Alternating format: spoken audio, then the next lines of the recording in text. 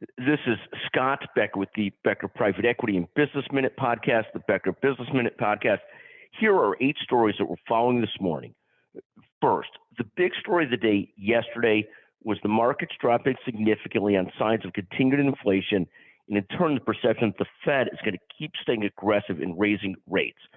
Increasingly, the markets expect a 50 basis point raise in March, or if not that, continued interest rate hikes. So we'll see how that goes. That was the big story yesterday. Second, on that news of increased concerns about inflation, the Nasdaq dropped 1.8%, the Dow 1.3%, and the S&P 500 1.4%. Third, the labor market remains pretty tight, thank goodness, given the extent of debt that consumers are holding. We'll talk about that in a second. Fourth, consumer spending remains strong, but it's being propelled by record amounts of consumer debt. Consumers are increasingly financing their spending with high-cost credit card debt. I see an article in Yahoo Finance this morning. Troubling signs emerge as credit card debt hits record highs. Here, she notes in the article, this is Gabrielle Cruz Martinez, that credit card debt has reached nearly $1 trillion, $986 billion as of the last quarter. Interest rates on credit cards are near 20%, and credit card debt increased by $130 billion last year.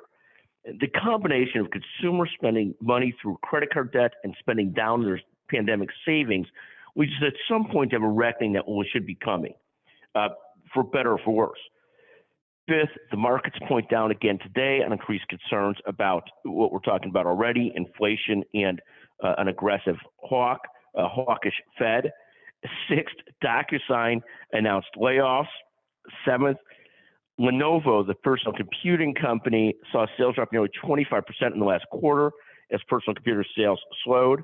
And eighth, finally, a sign that the apocalypse is upon us. DoorDash sales rose greatly last year and last quarter.